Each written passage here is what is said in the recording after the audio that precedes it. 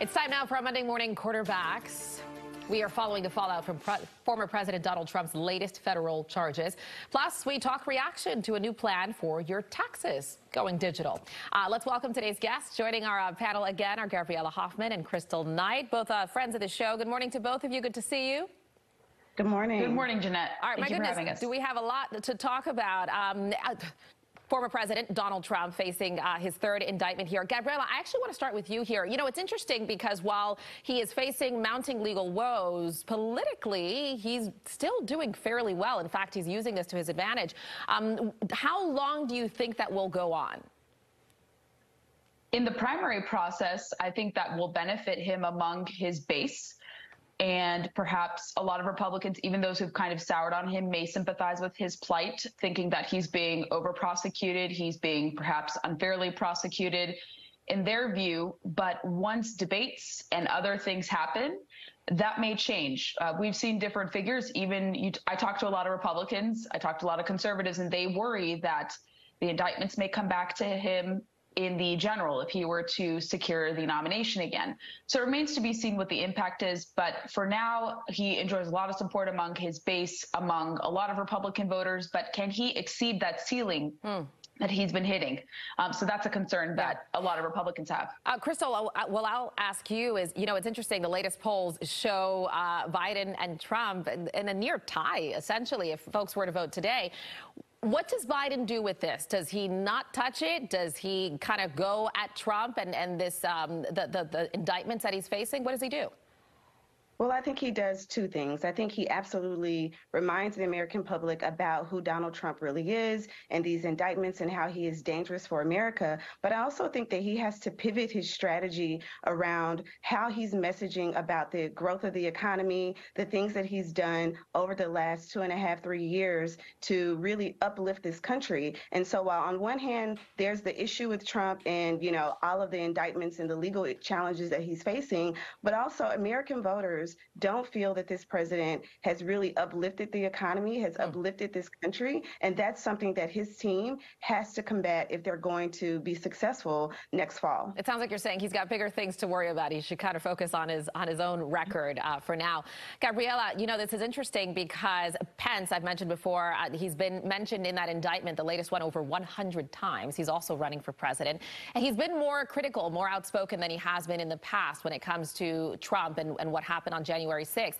What does he do in this situation without alienating Trump's base, essentially? And what does DeSantis do, who's the distant second to Trump?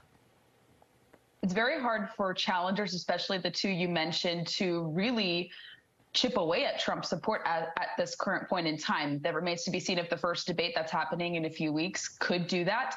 But unfortunately, former Vice President Pence, he did what a lot of people agree with. He didn't try to change the results of the election, but for some reason that is not translating in the primary. And even Republicans say that, you know, President Trump lost and he needs to come to grips with the results, but they disagree with how much he's being prosecuted. But both of these challengers, especially former Vice President Pence, they have suffered at being able to make a case to people because people see right now, like I said, a lot of primary voters see that former President Trump is perhaps being indicted unnecessarily for political reasons, and they aren't able to, you know, take away from that at this current point in time. I want to wrap up this first half in a bit here, but Crystal, I'll end with you. What do you think will be Biden's biggest strength? What should he really run on?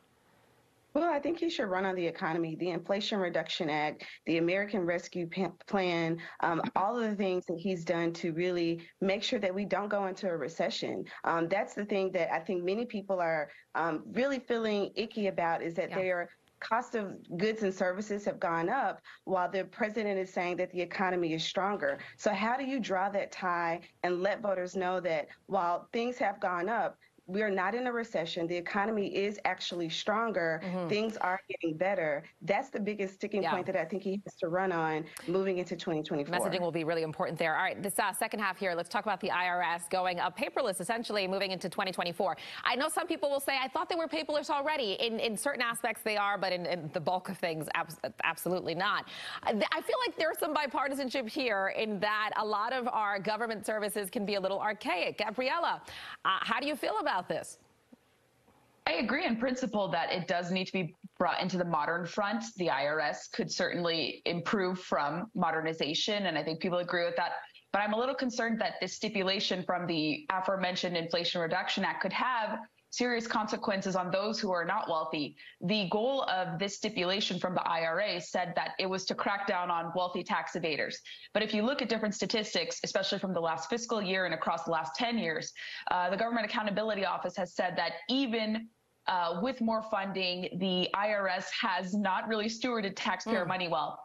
Over $2 billion has been lost to mismanagement, non-payments, overpayments, what have you. And then also these policies, a lot of Biden policies are said to go after those who make less than $400,000. Freelancers seem to be really affected. And so is this a crackdown or is this a modernization? We have to wrap here, but Crystal, I'll give you the final word. Any point of agreement there? Well, I agree that the IRS should modernize and, digitize all of their paper programs so that people have an easier time filing returns, so that there's a quicker process to processing the millions of returns that go across the IRS every year. And so I don't see that this being an issue. I think that this is something that should have been done really in 2000, and we're in 2023. All right, we'll have to see. It's one thing, by the way, to see this being talked about in theory. How it rolls out practically is a very different story. So hopefully the rollout is smooth. Ladies, thank you to you both. Appreciate your insight. Thank you. Thank you for having us. Absolutely.